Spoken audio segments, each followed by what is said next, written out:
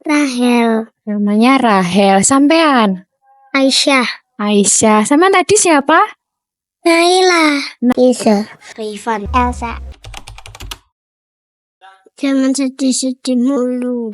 Jangan sedih-sedih gitu. Terus kayak menenangkan sampean gitu juga buat biar nggak sedih. Senang.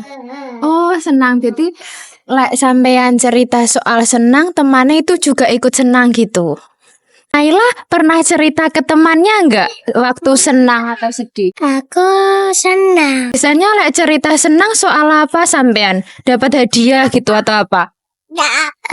Kalau teman aku ulang tahun, aku pernah dikasih.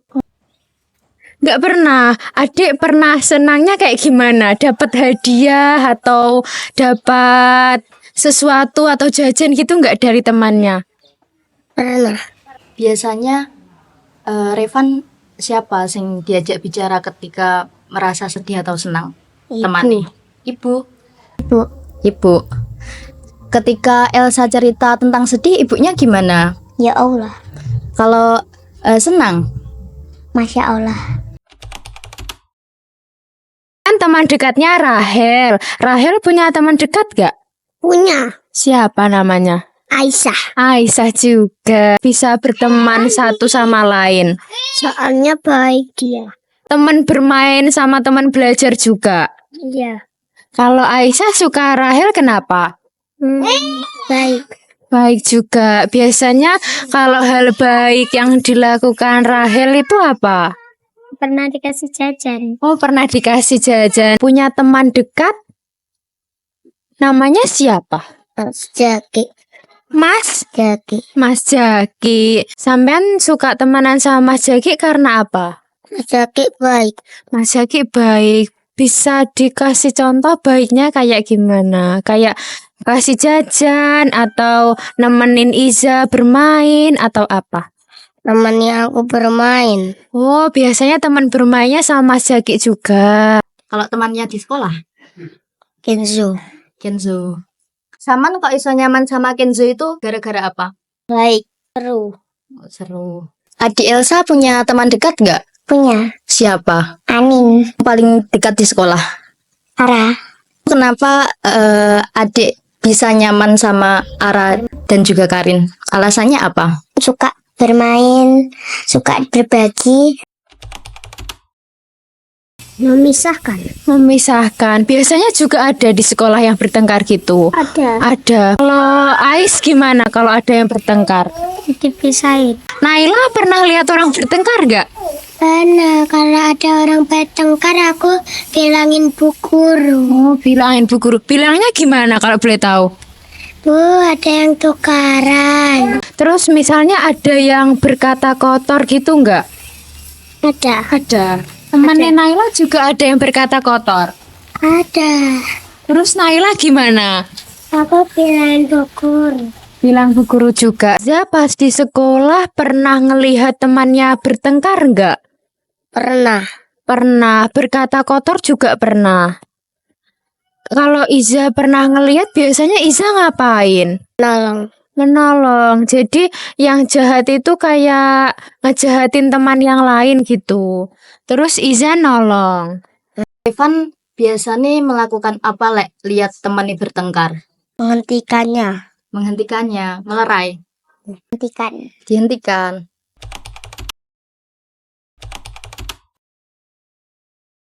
Oh iya ada.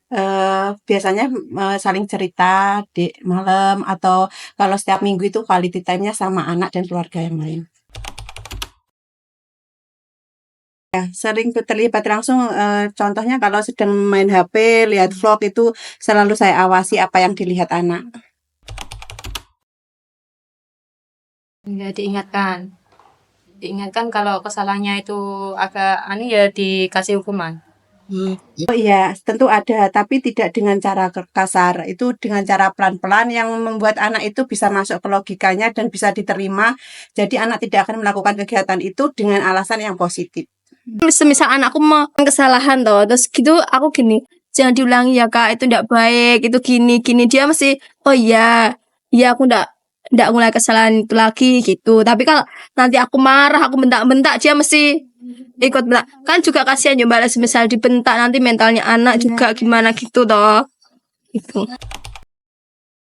Perkenalkan, nama saya Zabina Nurul Fadila Asabil, mahasiswa Psikologi Islam semester 7. Sebelumnya itu usia berapa, Mbak? Usia 5 sampai 10 tahun.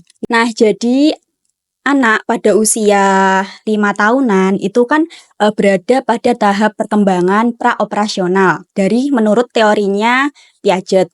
Pada tahap tersebut, anak itu sudah untuk menirukan perilakunya orang dewasa, yaitu pada usia golden age. Nah, golden age itu kan merupakan masa keemasan. Pada usia tersebut, anak itu berada pada usia yang merangsang, otaknya itu cepat terpengaruh, apalagi dalam perilakunya, sikapnya, gitu. Sebenarnya itu bagus untuk anak yang banyak temannya, apalagi untuk perilaku dan sikapnya.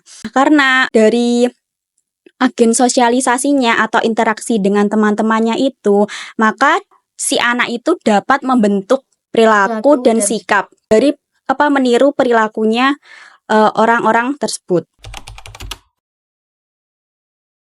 Anak-anak itu melalui proses belajar itu meniru atau imitasi. Itu prosesnya mereka itu mengobservasi dahulu, melihat, mengamati dulu. Nah, terus dia itu mengetahui konsekuensinya. Nah, kalau dia tuh melakukan itu, nanti baik apa enggak hasilnya, nanti dapat reward atau malah mendapat punishment atau hukuman.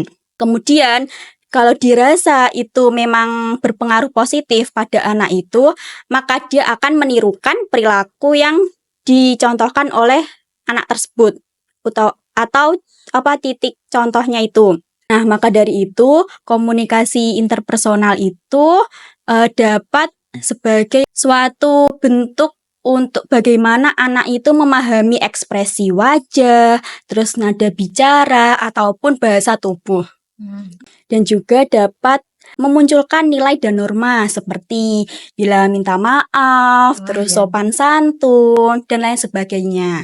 Jadi itu sangat berpengaruh pada kemampuan sosialnya dan interaksi dengan orang di sekitarnya, apalagi anak tersebut berada pada usia golden age. Jadi mudah untuk dipengaruhi. Tuh. Saya Irfana Soleha, SOS MAG, dosen program studi bimbingan konseling Islam. Dalam teori proses sosialisasi ada 4 tahapan yang dikemukakan oleh Josh Herbert Mead. Yang pertama ada preparatory stage, tahap persiapan, ada play stage di tahap meniru, 3 ada game stage, tahap tindakan, dan yang terakhir ada generalized order, yaitu tahap perilaku dan juga norma kolektif. Nah, di tahap play stage, anak cenderung akan menirukan apa yang dia lihat dari lingkungannya. Ini terjadi pada balita usia 5 tahun sampai dengan anak-anak yaitu usia 12 tahun. Ya, mempengaruhi karena teman sebaya bisa mempengaruhi pembentukan karakter pada si anak. Walaupun pembentukan karakter yang pertama itu ada pada orang tua, tapi lingkungan dan juga teman sebaya itu mengambil andil. Nah, teman sebaya akan menciptakan proses pembentukan karakter. Selain itu juga pola pikir dan juga kecerdasan emosional pada anak. Contohnya, ketika anak ini berkumpul dengan teman-teman yang memiliki positive vibes, dia akan mengikuti apa yang anak-anak positif ini lakukan. Tapi ketika dia mungkin berteman dengan anak-anak yang cenderung mengalami atau berperilaku negatif, dia akan melakukan hal-hal negatif. Komunikasi interpersonal dilakukan oleh dua orang atau lebih secara verbal atau nonverbal. Nah, bagaimana cara mendapatkannya?